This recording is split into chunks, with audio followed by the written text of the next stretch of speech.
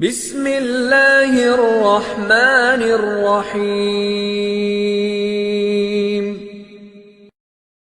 Biasa bikin hati ini sangat adem.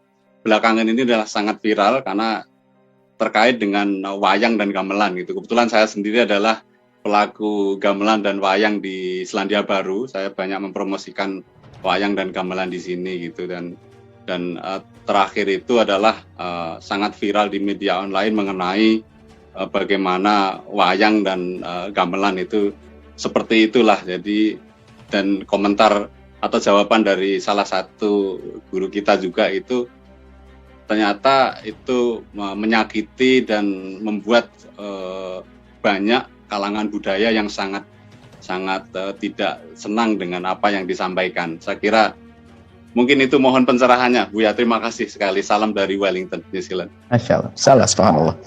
Sering saya banyak, mungkin cari saja video Bu Yahya tentang wayang, kayaknya sudah banyak itu. Saya juga bicara tentang wayang sudah jauh-jauh hari. Nah, jadi sebenarnya dunia pewayangan itu adalah sebetulnya kan memang tidak ada dalam Islam. Cuman kecerdasan orang soleh pada zaman itu merubah.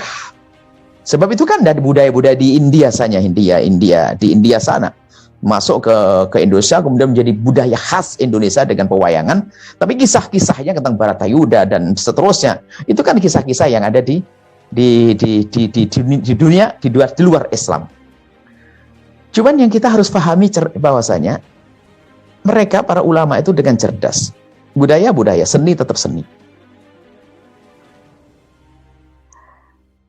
Yang mengatakan bahasanya kan gambar adalah haram dan sebagainya. Ternyata wayang itu, dan kami khususkan mereka itu sudah dengan mengemas dengan syariat.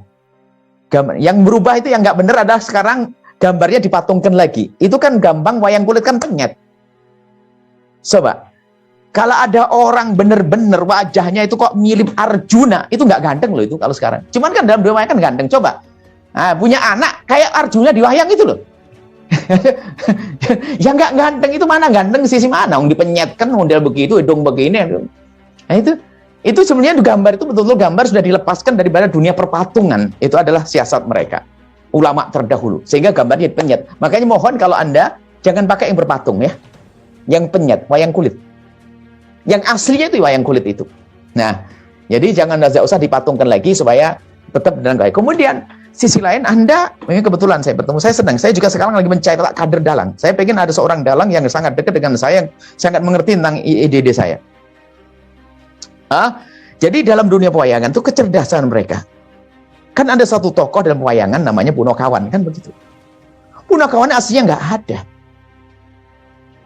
Tapi kenapa ada Semar, Nologarang, Petruk, Bagong? Itu adalah siapa dia? Semar, manusia.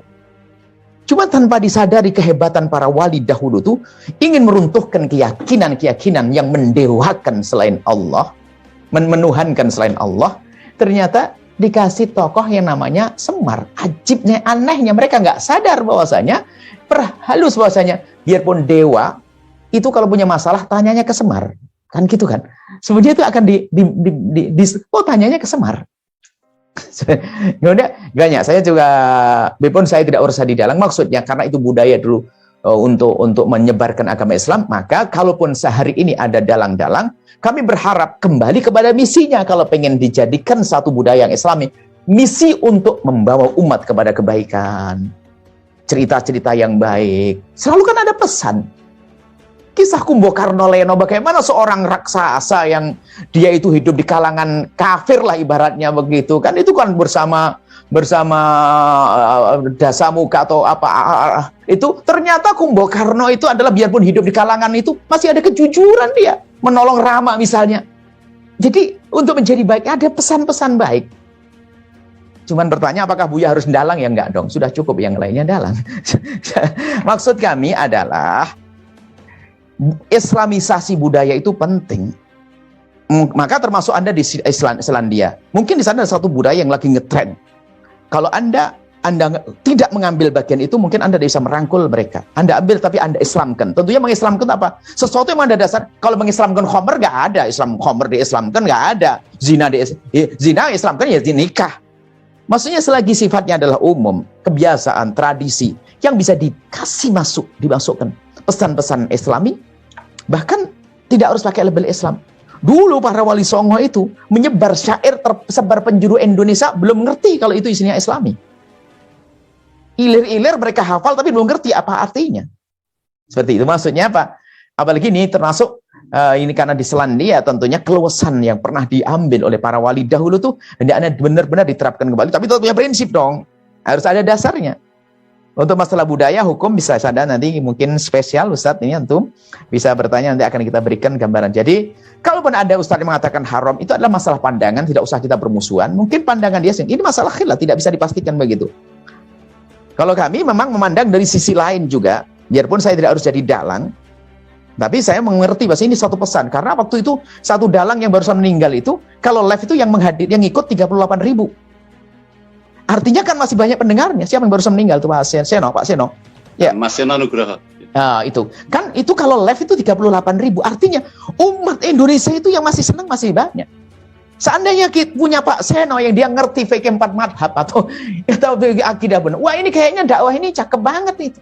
Yes. Juga kita puasa via minyak wayang. Nanti kayaknya harus spesial bicara khusus tentang budaya, karena budaya itu global, maksudnya luas.